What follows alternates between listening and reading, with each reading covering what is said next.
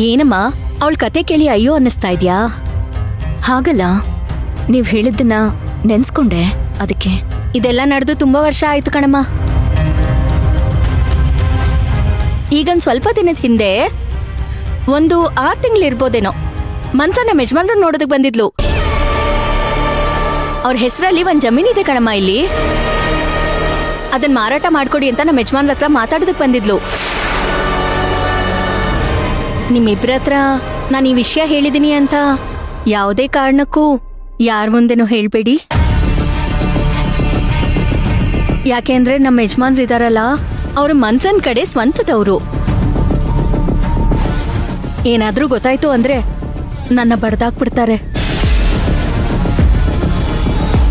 ಏನೋ ನೀವು ಅಷ್ಟು ದೂರದಿಂದ ಬಂದ್ರಿ, ಪ್ರೀತಿಯಿಂದ ಮಾತಾಡ್ಸಿದ್ರಿ ಅಂತ ನನ್ನ ಹೊಟ್ಟೆಲಿದ್ದ ವಿಷಯ ಎಲ್ಲ ಹೇಳ್ಬಿಟ್ನಾ? ಅಯ್ಯೋ, ನಮ್ಮ ಮನೆಯವ್ರು ಬಂದ್ರು. ನಮಸ್ಕಾರ. ನಮಸ್ಕಾರ. ಕೂತ್ಕೊಳ್ಳಿ ಕೂತ್ಕೊಳ್ಳಿ.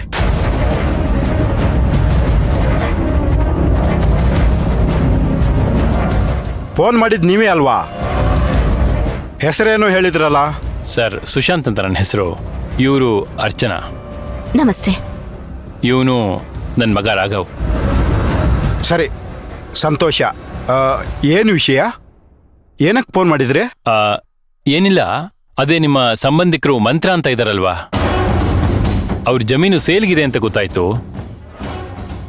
ಅದ್ರ ಬಗ್ಗೆ ವಿಚಾರ ಮಾತಾಡ್ಕೊಂಡು ಹೋಗೋಣ ಅಂತ ಬಂದ್ವಿ. ಇಲ್ಲ ಸರ್, ಅದು ಕೊಡಲ್ಲ. ಯಾಕೆ? ಅಲ್ಲ, ಅವರೇ ಫೋನ್ ಮಾಡಿ ಕೊಡಬೇಡ ಅಂತ ಹೇಳಿದ್ದಾರೆ. ಜಮೀನು ಅವರೇ ನೋಡ್ಕೊಳ್ತಾರಂತೆ. ಹೌದಾ? ನಿಮಗೆ ಯಾವಾಗ ಫೋನ್ ಮಾಡಿದ್ರು? ಅದು ಇತ್ತೀಚೆಗೆ ಏನಾದರೂ ಫೋನ್ ಮಾಡಿದ್ರಾ? ಇಲ್ವಲ್ಲ. ಇಲ್ಲ ಇಲ್ಲ, ಅವ್ರು ಫೋನ್ ಮಾಡಿ ಹೆಚ್ಚು ಕಡಿಮೆ 5-6 ತಿಂಗಳಾಯ್ತು. ಹೌದಾ? ಸೇಲ್ಗಿದೆ ಅನ್ನೋ ವಿಷಯ ನಮಗೆ ಗೊತ್ತಿತ್ತು, ಆದರೆ ಮಾರಲ್ಲ ಅನ್ನೋ ವಿಷಯ ಗೊತ್ತಾಗ್ಲಿಲ್ವಲ್ಲ. ಇವಾಗ ಗೊತ್ತಾಯ್ತಲ್ಲ. ಹೌದು. ಹೆಸರೇನಂದ್ರೆ ನೀವು? ಸುಶಾಂತ್. ಮಂತ್ರ ನಿಮ್ಮ ಜೊತೆನೇ ಇದ್ದೀನಂತ ಹೇಳಿದ್ಲಲ್ಲ. ಇದ್ರೂ ಏನೋ ಸ್ವಲ್ಪ ಸಣ್ಣ ಮನಸ್ತಾಪ ಆಗಿ ಜಗಳ ಮಾಡ್ಕೊಂಡು ಹೋಗ್ಬಿಟ್ರು.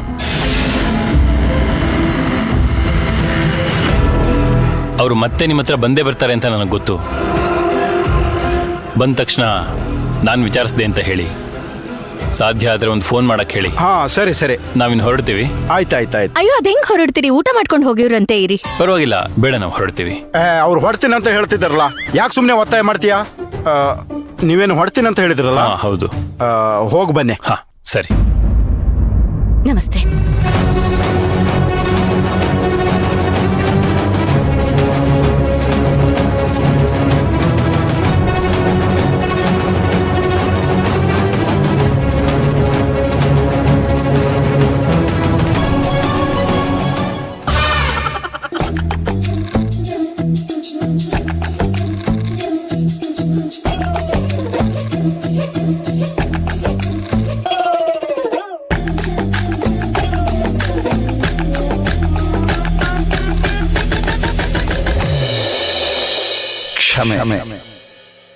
ಕ್ಷಮಿಸ್ಬಿಡಿ ಇವ್ರನ್ನ.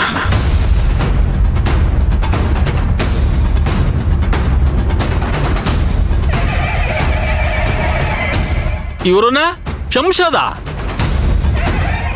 ಇಲ್ಲ ಇಲ್ಲ, ತಪ್ಪಾಗ್ಬಿಡುತ್ತೆ. ಊರಿಂದ ಹೊರ್ತಿನ ಹೊರಗಡೆ ಬಹಿಷ್ಕಾರ ಆಗ್ಬಿಡೋಣ. ತಮ್ಮೇಗೌಡ್ರೆ, ಸಮಾಧಾನದಿಂದ ಯೋಚನೆ ಮಾಡಿ. ಏನೋ ದ್ವೇಷಕ್ಕೋ ಕೋಪಕ್ಕೋ ಬುದ್ಧಿ ಕೊಟ್ಟು ಈ ಥರ ಮಾಡಿಬಿಟ್ಟಿದ್ದಾನೆ. ಕ್ಷಮಿಸ್ಬಿಡಿ.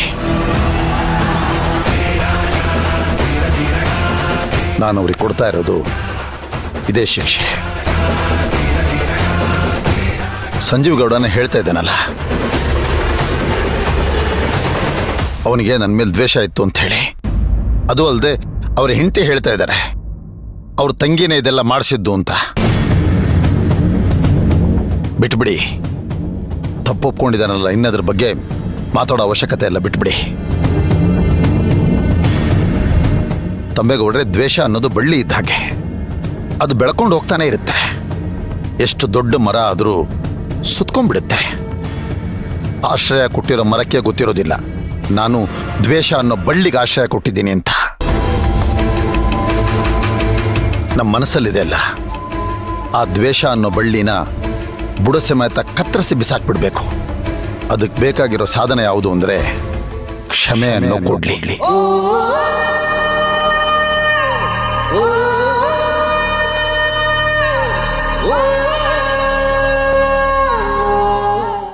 ಸಂಜೀವ್ ಗೌಡ, ಮನ್ಸ ಮಾಡೋ ಕೆಲ್ಸನೇನಯ್ಯ ಇದು?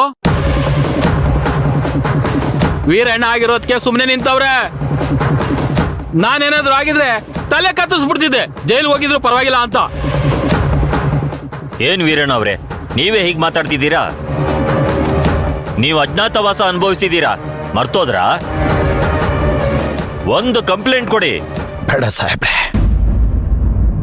ಒಂದ್ಸರಿ ತಪ್ಪು ಮಾಡಿದ ಮನ್ಸನ್ನ ಕ್ಷಮಿಸೋದ್ರಿಂದಾನೆ ದ್ವೇಷನ ಕೊನೆಗಾಣಿಸಕ್ಕಾಗೋದು. ಸಾಹೇಬ್ರೆ, ಕಾನೂನು ಪ್ರಕಾರ ಅದೇನ್ ಮಾಡಬೇಕೋ ಆದಷ್ಟು ಬೇಗ ಮಾಡಿ. ಊರವ್ರ ಹತ್ರ ನಾನು ಮಾತಾಡಿ ಕೊಟ್ಟಿರೋ ಕಂಪ್ಲೇಂಟ್ನ ವಾಪಸ್ ತೆಗೆಸ್ಕೋತೀನಿ. ಆದಷ್ಟು ಬೇಗ ನೆಕ್ಸ್ಟ್ ಇಯರಿಂಗ್ ಒಳಗೆ ಇದನ್ನ ಮುಗಿಸ್ಬಿಡಿ. ವೀರಣ್ಣ ಅವ್ರೆ, ನೀವು ಯೋಚನೆ ಮಾಡೇ ಮಾತಾಡ್ತಿದ್ದೀರಾ? ವೀರಣ್ಣ ಅವ್ರ ಕುಟುಂಬ ಯೋಚನೆ ಮಾಡದೆ ಮಾತಾಡಲ್ಲ. ಇವ್ರ ಮನ್ಸು ಮಾಡಿದ್ರೆ ಇವ್ರನ್ನ ಸರ್ವನಾಶ ಮಾಡಬಹುದಾಗಿತ್ತು. ಈಗ್ಲೂ ಅವ್ರ ಬಗ್ಗೆ ಯೋಚನೆ ಮಾಡ್ತಾ ಇಲ್ಲ ನೋಡಿ. ಅವರಿಬ್ರು ಊರಿನ ಬಗ್ಗೆ ಯೋಚನೆ ಮಾಡ್ತಾ ಇದ್ದಾರೆ, ಊರಿನ ಒಳ್ಳೇದ್ರ ಬಗ್ಗೆ ಯೋಚನೆ ಮಾಡ್ತಾ ಇದ್ದಾರೆ. ಇದು ಎಲ್ರಿಗೂ ಅರ್ಥವಾದ್ರೆ ಸರಿ.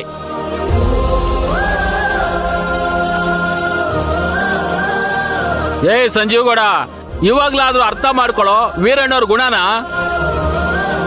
ಊರಿನ ನೀರಿನಾಗಿ ನಾನ್ ನಿನ್ಗೆ ಹೇಳ್ತಾ ಇದ್ದೀನಿ. ಮತ್ತೆ ಏನಾದ್ರೂ ಇದು ಪುನರಾವರ್ತನೆ ಆಯ್ತೋ, ಆಮೇಲೆ ನಾನು ಕೊಡೋ ಶಿಕ್ಷೆ ಬೇರೆ ತರ ಇರುತ್ತೆ. ವೀರಣ್ಣ ನನ್ಗೇನ್ ಮಾಡಿದ್ರು ಪರವಾಗಿಲ್ಲ. ಸುಮ್ಮನೆ ಇದೆಯಲ್ಲಯ್ಯ, ಮಾಡೋದೆಲ್ಲ ಮಾಡಿಸ್ಬಿಟ್ಟು ಒಳ್ಳೆ ಗಳ್ಗಮ್ಮ ನಿಂತ್ಕೊಂಡ್ಬಿಟ್ಟಿದ್ಯಾ. ನಿನಗ್ ನಾಚಿಕೆ ಮಾನ ಮರ್ಯಾದೆ ಇದ್ರೆ ಆ ದೇವ್ರ ಹತ್ರ ಕ್ಷಮೆ ಕೇಳ್ಕೊ. ಹೋಗ್ರಿ, ಹೋಗಿ ಕ್ಷಮೆ ಕೇಳಿ.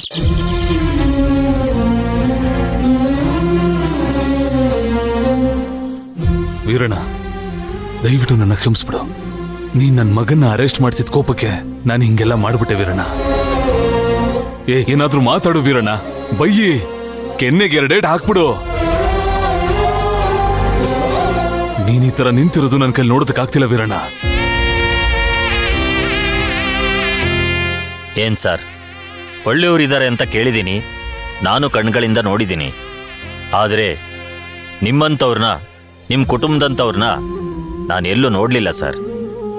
ನಿಮ್ಮಂಥ ಕುಟುಂಬದವರು ಊರಿಗೊಂದಿಬ್ರಿಬ್ರಿದ್ರೆ ಸಾಕು ಸರ್.